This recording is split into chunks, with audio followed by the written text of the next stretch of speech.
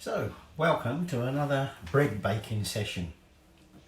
This morning we're going to make, to join our main course later this evening, we're going to make a wild rice oat and polenta bread. Okay, so first job is to cook the rice. Okay, so I've got 50 grams of wild rice here. Okay, now you can, if you need to, use something other than the wild rice. You could use long grain rice, brown rice, but you know, do it properly. And what we're going to need to do is when that water comes out of the boil, it shouldn't be long because I'll put it out of the kettle in there. We're just going to cook that and then we will drain it. Okay, and we add that into the dough later. Now, the other thing I'm going to do right now to start off, I've got 300 mils of water and I've got 2 tablespoons of golden syrup. So I'm going to put that into the warm water and then I'm going to put the yeast in there to get the yeast going. And then we'll start knocking together the rest of the ingredients. Okay, so I'm just going to get this all out of there. I'll get that up to the boil, put the rice on, and then I'll show you what happens next. Right, the rice is in there. Now before I added the rice, I'll give it a rinse, just wash it off. And then I added it, cat out my fence. Saw something move out from me. I thought, what the hell was that? Black cat.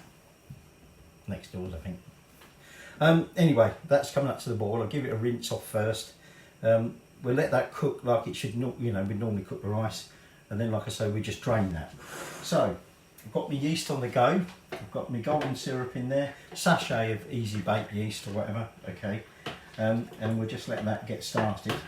Now, the main ingredient is just ordinary bread flour, and I've got 325 grams of that.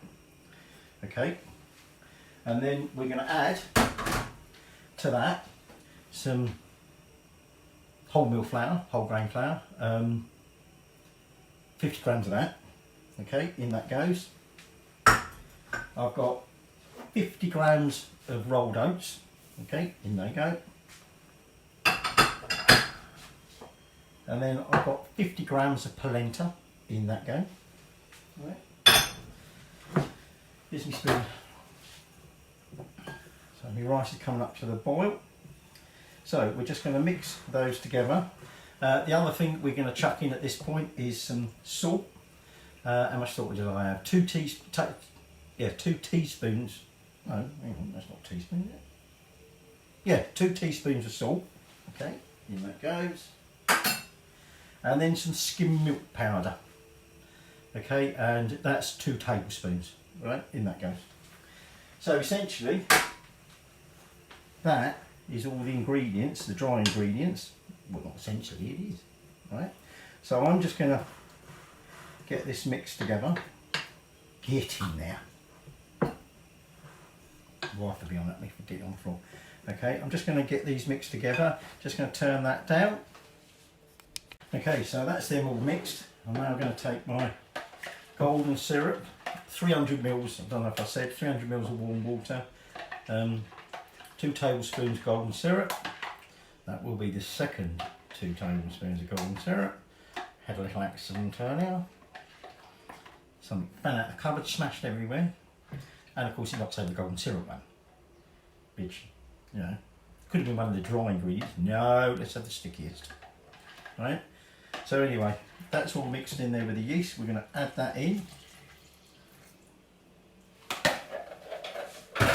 And then it's just a matter, obviously, of mixing this together till we've got a nice dough that we can then knead. Right, sorry. So here's my dough. It's quite sticky. I've added a little bit more flour already, and I've got plenty on the counter there. So just going to get that out. We're probably going to have to mix some more of that flour in. In fact, I think actually I might add some into the bowl first and just get that a little bit drier.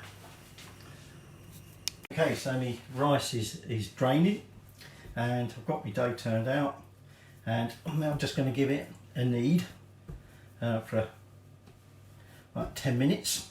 Okay, it feels quite a textured dough. That's obviously the oats in it.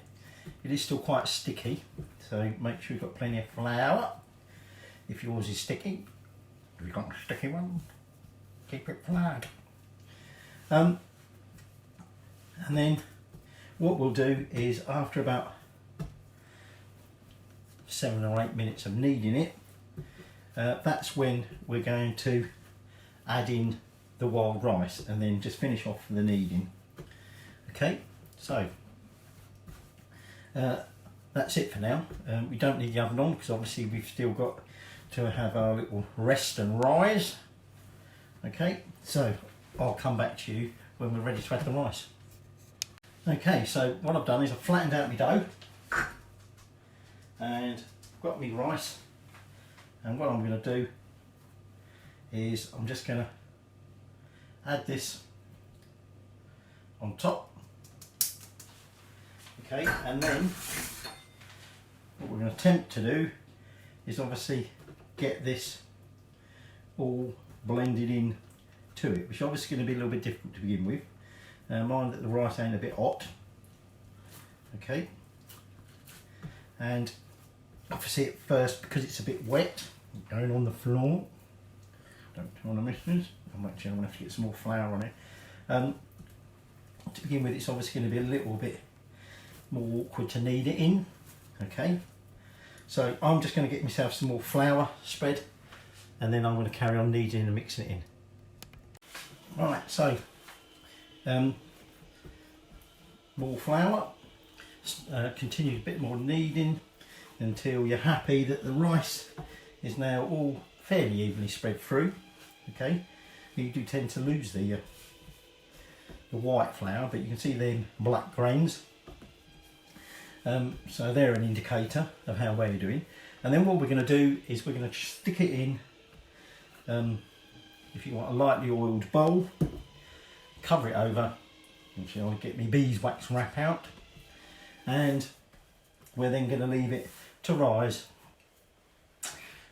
probably for about 45 minutes or an hour until, well, once it's doubled in size, then we'll take it out, and at that point obviously we'll want the oven on because we'll be baking. So I'll catch you after this is doubled up. Okay, well that's more than doubled in size, I think. So we're just going to knock this back and then shape it into one. Now I'll put a bit of flour onto a baking tray, ready for when we shape our loaf on there. Put some flour on there, and then some flour in the hand, and tip this out. So like I say, what we're going to do is we're just going to knock this back a little bit and then shape it into a loaf. This is where you wish you did wheel your bowl. So now, if you wanted to put this into a tin, you could bake this in a tin, or you can just do what I normally do, which is to shape it into a longish loaf.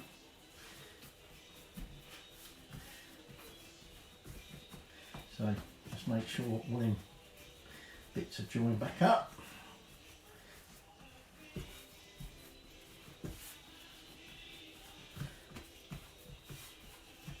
And then you're just going to make a roughly sort of rectangle.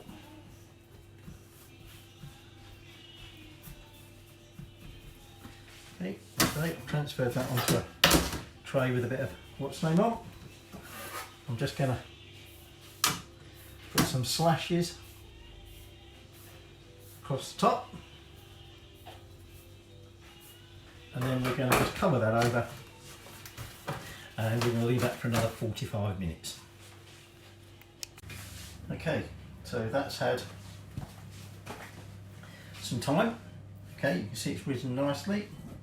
I've kept some of that flour that I scraped up earlier. I'm just going to sprinkle a little bit on top, and now that is going to go into the oven. It's preheated, about 220, although a little bit lower for me because my fan oven. and that's going to go in there for about 30 minutes. Okay, so I'll be checking on it before then, but for now just wait and sit and wait. Right, so time up, let's check it out.